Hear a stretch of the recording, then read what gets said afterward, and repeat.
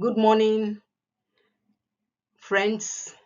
Your friend in the School of Research is here again. And today we are looking at how to formulate your master's research topics. This morning I have with me Dr. Godwin Asemota. I will allow him to introduce himself, then we proceed. Thank you. You are welcome. Thank you, Dr. Lukin. I'm Godwin Nasemota. I'm a researcher, a consultant, an engineer, with a PhD in electrical power systems. I have a degree in physics, electrical engineering, and finance and banking. Thank you, Dr. Lukin. You're welcome. God bless you. Please, I invite you to consider subscribing to my YouTube. Like, comment, share, and subscribe. Let's proceed. The focus of this discussion this morning is to help master students to formulate or craft their research topics in such a way that it will be so simple to understand, it's not wordy, and the topic is concise. When you, after listening to our discussion this morning, going through the steps one by one, I believe you will understand, it will illuminate your mind, and you'll be able to come up with a research topic that is concise, and the research topic that should not be more than 15 words. Okay? And at the end of the day, when you look at your research topic, it will be researchable, it will show that it can be analyzed, it can be conducted. Even right there, you will be able to see which are the dependent variables, the independent variables, and the moderating variables. So the first step to take is identifying your interest areas. It's very important. The interest areas of your research, they are very key. Okay, you identify. How do you do this? You look at your subject areas. If, for example, you are in the engineering faculty, the area that you love most, maybe it is power or high voltage or any other area in engineering. And if it is you are in accounting, maybe fiscal policy, budgeting. If you are in economics, you are looking at market analysis, price indices. If it is human resource, you are looking at recruiting, training, talent management, and different professions have different subject areas. So you must be passionate about your area that you are looking at. So you look at your core subject area, that's the areas you are looking at, your program, and your profession. Maybe Dr. Godwin would like to come in here. Thank you, Dr. Lukin.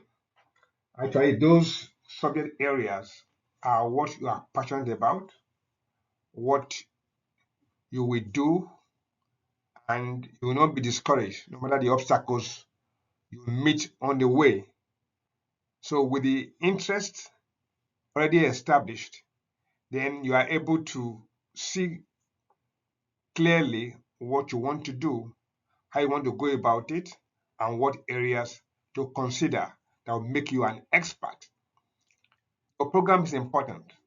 Which area of the program are you in?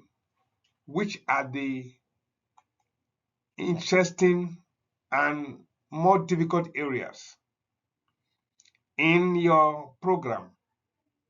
That gives you a better way to research because you have different things that are unsolved in that area. If you are in an area that is won and overbeaten, you might have difficulties getting searchable topics that are not be done extensively to warrant that what you want to work on is not worth the while. So that's why, and it's important also to know that this is critical or crucial to the profession you are in. Thank you, Dr. Luken. Thank you. Let's proceed. The next step, which is the part 2 of identification steps, are the following. The areas you are passionate about, the areas you desire to solve problems, the areas to add value, because the essence of conducting any research is to add value to the existing body of knowledge, and also the areas to inform policy. We have to recommend some, make some recommendations on policy issues, on the areas of, in the areas of gaps or areas that are lacking, and that your research has been able to examine and provide solutions to. So the areas to contribute to knowledge. Okay. Do you have anything to add? Okay, let's proceed. The next slide is talking about the starting point is the problem. You must craft out, and the essence of this discussion this morning is how to formulate your research, your research topics at master's level. So the heart of the research process is the problem. Without the problem, there's no topic, and without the topic, then there's no research. Because what are you going to embark upon when you have not identified the problem? The problem, when you are not getting the problem, you have not conceptualized the problem, there is no research. And I believe that is the starting point. Take note of that. And how do we conceptualize your research topic? How do you conceptualize your research topic now? You have seen a lot of, maybe, let's continue. You identify the research topic, define the topic. How do you define the topic? How do you first of all conceptualize your topic? Conceptualizing means conceiving the topic, envisioning the topic, viewing the topic, having an idea, having a mental map of the topic you envisage to analyze. And this, we have recommended some problem analysis techniques. Why these problem analysis techniques? It is to help you, enable you, empower you to thoroughly examine the topic you are trying to research upon and the problem. And it helps you to understand the problem. And it helps you when you have a thorough understanding, clarity. It helps you to progress when you start conducting the research. What are those problem analysis techniques? Adopt the 5 W's and H. What is the problem at hand? Exactly is the problem? You must be specific. Your problem and the topic should not be too elaborate. If not, it will become unresearchable. And if you take time, you go round and round and you will not know where you are going. Where is the problem? Exactly. Where is it? Who are the people affected by the problem? When does the problem occur or usually occur? Why is the problem a problem? And also, when you talk about the why, you can adopt the why, the 5 whys analysis also. And this will help. It's like helping you to really provoke your thoughts and search for more information that will help you to glean more and conceptualize the topic. Okay, conceptualize the topic is very important and very crucial in your research process. Then how, the H talks about the how can you solve the problem. That is the essence of conducting the research. How do I solve this problem in this industry, in the economy, in the community, among women, among girls, the singles, the married, the training, organization, professionals? These are things. So how to solve the problem, that is what is now inducing you to take the step of conducting the research. The how is important as well as the whys. Do you have anything to add, please, Dr. Asemota? Yeah, thank you very much for the analysis. The 5 W's and the H are very important, because if you don't know what the problem is, then it is difficult to do anything. You must be able to define the problem. What is it? What is not the problem? So if you're able to say what it is and what it is not, then it gives you a compass, a scope upon which you are able to put the concept precisely in a way that anybody who reads it will understand what you are saying, and we're able to see the problem you want to solve. Is it relevant? Is it for today, or is for the future, or it is going to grow within, and it will still be relevant for a number of years? So these are the things that must come when you are using what. Then where? Not that, where is it occurring? Where is it a problem indeed? It can be a problem, but where it's occurring may be remote, it may be close, it may be far. Then, if it's occurring close to you, how does it affect you? See now, with that, you are able to understand the where. When you don't know where it occurs, then you will know how to address the problem. Then, who are the people affected by it, directly or indirectly? Or is it affecting them in concert? So these are things that you will look at. Then, with who, in whom the problem, when addressed, will be involved. Are they going to be involved in data collection, or they are going to be involved after data is collected, analysis is made, and there is a result? So these are things that will amount to what you are doing, who is affected, whom is affected, whom it will affect, whom it will impact, positively or negatively. And these are the things that will make the work to be of value.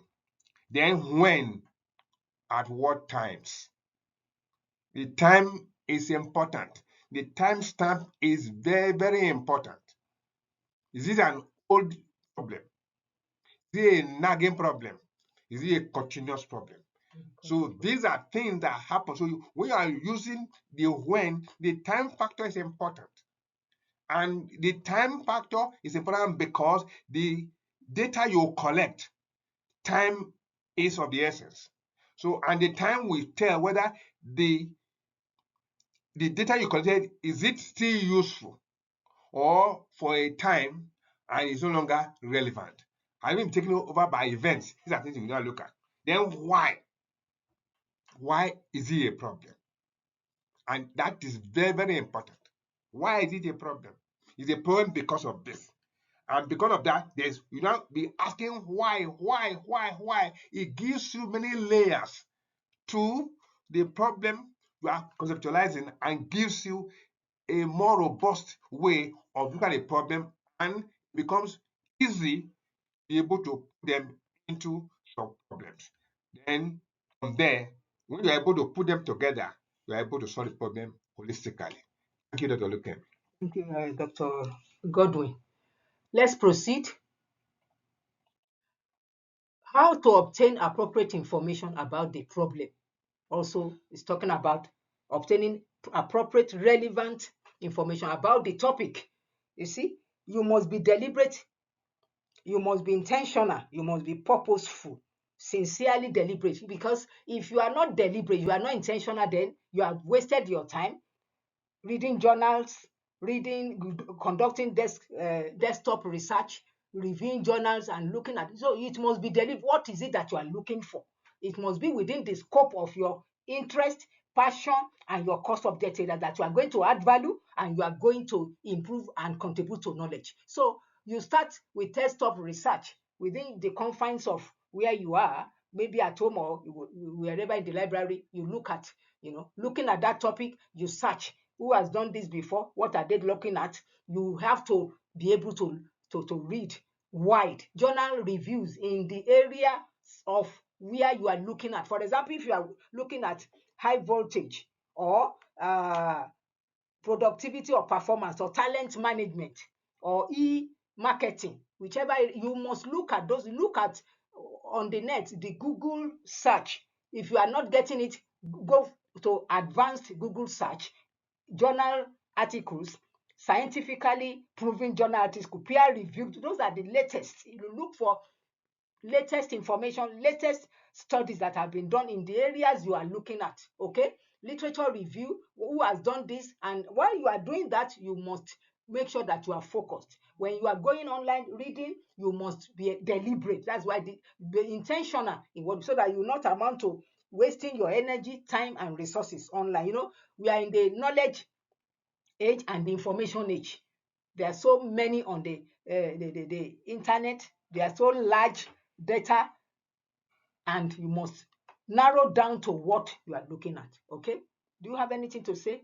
Yeah, thank you very much, Dr. Luken. Actually, what you have just said is looking at the research that have been done before helps you to narrow down your topic, makes it trim and precise. With that, it is easy to see what is relevant now and what is not relevant. And as you are going through, you are reading, you are writing, and you are putting the sources of those things you have read, which we'll look at later in the next slide. Let's continue. Dr. Yes. Godwin. So with that, you are able to get what do you need to carry out a proper, appropriate, precise, and informative literature review. What do you do? You must get a notebook, a pen, and identify the journals, their names, the authors, the dates, the volume, the pages you consulted, specifically written and clearly identified so that you don't mix up information that you go from journal A and you put it for journal Z. So, and that becomes you are doctoring reports, you are making things not clear. So that is now creative researching, which is not what you are supposed to do. So then you paraphrase your writing, identify you have done that, then you now paraphrase, rewrite those things you read in your own words. Don't copy and paste and cite those things you do without much. Be careful with AI. AI is good, and if you are not careful, it makes you lazy. And the essence of doing research is to think. Is to think. When you use machines to work for you, it makes you lazy, and you cannot defend what you have in your paper, and that can be a terrible thing, and it's disastrous. Then avoid plagiarism. We have already said so, and be careful that what you do is well documented, well thought out, and check your grammar for clarity and precision. Thank you, Dr. Lukem. Thank you, Dr. Godwin. We have just been told how to glean, how to extract information, how to gather and select information that we need for the purpose of the research. Not just any information. We are not just reading storybooks. No. That's why I said it must be deliberate, purposeful, and be intentional.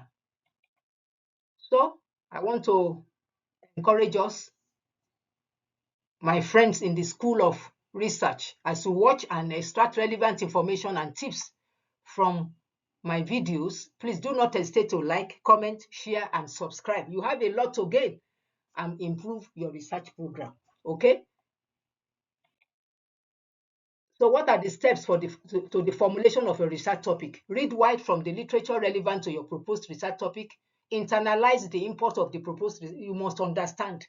Citation of sources is a must. We cannot but emphasize, and we cannot overemphasize this. Citation of, that's why we said get a notebook and a pen and be jotting. The journal you have just read, write the name of the journal, the author's name, the date, the year, the volume, pages, page numbers, and this and that. You then, when you have read, write it in your own understanding without misinterpreting what the authors originally said. Then you cite the source there. You don't copy and paste. That is not research. Research is, when we talk about postgraduate research, is to think and think through what you are doing, and it gives you more recognition and confidence that this is your work. You can defend it anywhere in the world. So please, I invite you again to consider subscribing to my YouTube. Like, comment, and subscribe. Dr. Godwin would like to say one or two things. Yeah, thank you, Dr. Lukem. When you have your pen and your paper, during that process of reviewing your literature. It is that point you will be able to see the different aspects of the research. That is the literature, the methods used, the